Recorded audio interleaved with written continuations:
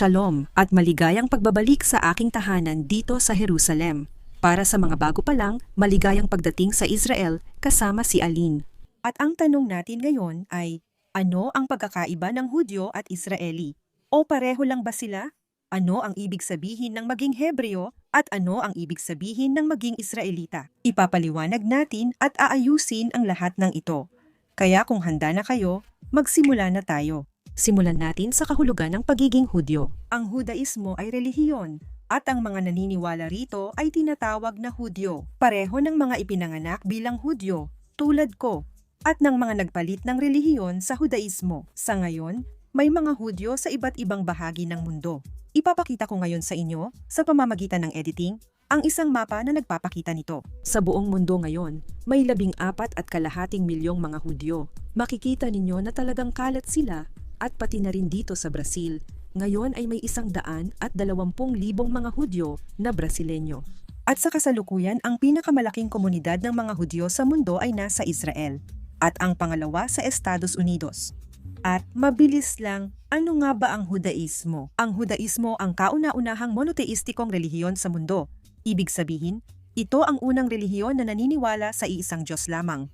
Bukod pa rito, naniniwala ang Hudaismo sa Tanar, na maaari ring tawaging Bibliang Hebreo sa Filipino, at ito ay halos kapareho ng lumang tipan para sa mga Kristiyano.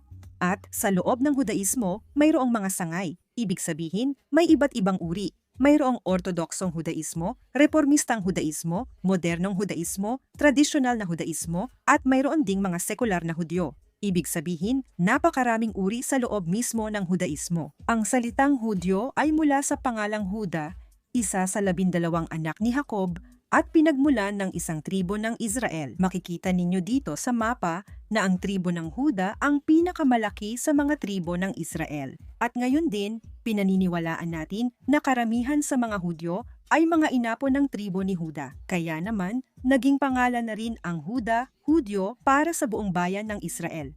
At ngayon, ano nga ba ang pagiging isang Israeli?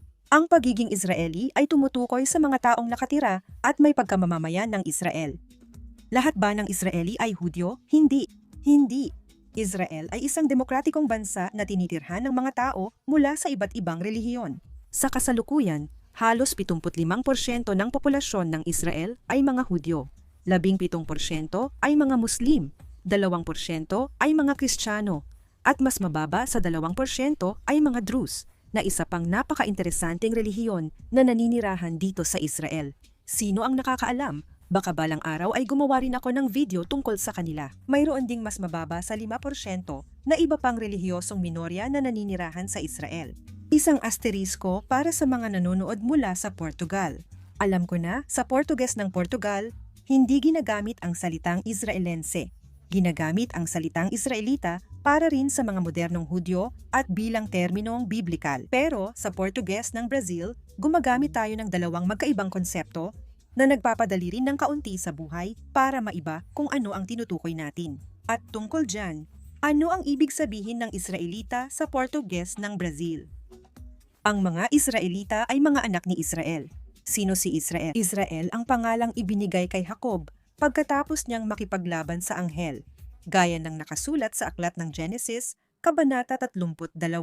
Kaya si Jacob, na isa sa 3 patriarka ng Hudaismo, magkakaroon siya ng pangalawang pangalan, Israel. Kaya't lahat ng kanyang inapo ay tinatawag na mga anak ni Israel. Dahil dito, ang Israelita ay tumutukoy sa mga taong binanggit sa Biblia.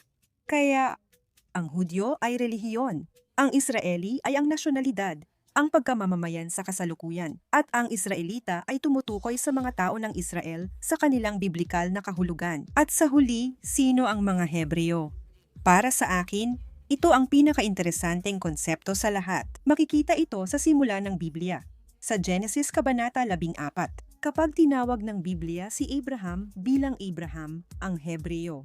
Ibig sabihin nito, lahat ng mga inapo ni Abraham ay tinatawag na mga Hebreo. At ngayon, mga kaibigan, humanda kayo dahil ilalagay ko dito sa tabi ang isang puno ng lahi at pag-uusapan natin ng kaunti ang tungkol sa biblikal na lahi. Magsisimula tayo kay Noe, tapos kay Sem. Si Sem ay isa sa mga anak ni Noe. At mula sa kanya ay magmumula ang bayan ng Israel na isang bayang Semita. Hindi lang sila ang Semita, pero isa sila sa mga lahing nagmula kay Sem. Doon nagmula ang salitang antisemitismo. Kapag may galit sa mga Hudyo, ito ay tinatawag na antisemitismo dahil sila ay bayang Semita. Pagkatapos ni Sem, susunod tayo kay Eber.